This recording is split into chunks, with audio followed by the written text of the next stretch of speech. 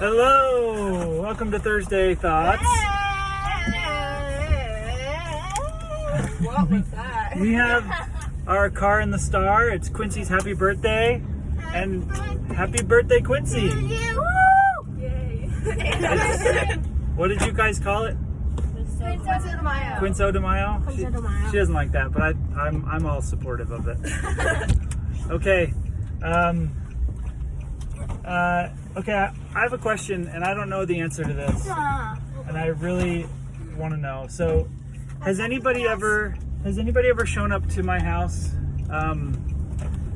and you were coming for carpool and we'd already left? Yep. Yeah. No.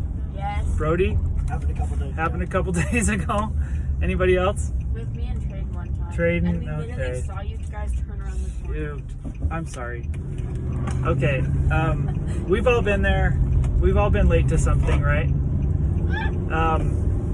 So I want to tell you a couple stories of when I was late to something. So one time Amanda and I were going on a vacation, and we set all of our alarms, and we slept through all of them because our flight was like early in the morning, and we still had to.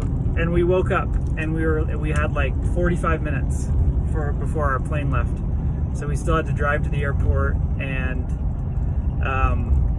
park our car and go through security and get on the plane. And we got there barely before the plane left. And if we would have missed our flight, we were heading for a cruise, and so we would have missed our ship too. Well, we made it, barely. Another time I was late, this is like, I don't know, 12 years ago or so.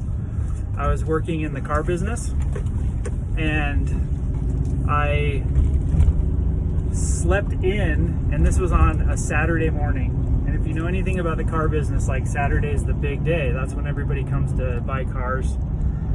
And I slept in because when I was sleeping in, I thought it was Sunday. For whatever in my mind, I'm just like, yep, it's Sunday, I can sleep in, but I was wrong, it was Saturday. So we've all been there, but I want to talk to you today about being on time for things, okay? And this is not a critical thing. All of us have been late for something at some point, but I want to just talk to you a little bit about the importance of being on time. So, I read this week that there are 60,000 books that have been written about time management and being on time for stuff. 60,000 books. Okay, so obviously this is not a problem with just one or two people.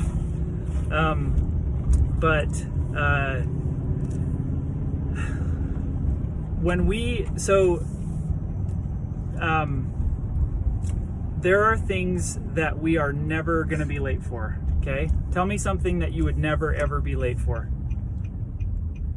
Can you guys think of something you're like, I've never been late for that? What do you guys think? A what? Your lacrosse games. Okay, you're never late for those, right? Football practice. Okay, why aren't you guys late to those practices or games? Because I'm committed. You're committed? Is that important to you? Yeah, and there's big consequences if you don't show up, right? Like if you show up late, your coach might not play you, or they won't feel like Brody said, like you're committed. Like there's big consequences, okay? There's consequences if you guys are late for school, right? Like you walk into class and it's like, man, I'm late. Everybody's watching me, and the teacher's gonna mark me tardy. I don't even know if they still do that. Do they still do that? Yeah. Okay. Unfortunately, yes. Anyway, so there's consequences. So now, if you were to meet up with friends and you guys said, hey, we're going to meet up at Quincy's house at 6 o'clock, okay? And we're just going to hang out. If you show up at 6:05, is that a big deal? No. There's no consequence to it, right? It was just like kind of informal, and you were just going to get together. But I'll tell you what, if you show up to Quincy's house at 6:15, and the next time she invites you over, you show up at 6:15, or you continually kind of become that person who's always late, there are still consequences, okay? And I'll tell you, because if you're always late to, and it's really hard to be on time for social things, but I'll tell you what the consequence is. You know, whether it's with friends or family or whatever, the consequence is you develop a reputation of somebody who's always late. Even if you're not always late, you're always late to that thing. You become that person who's always late. And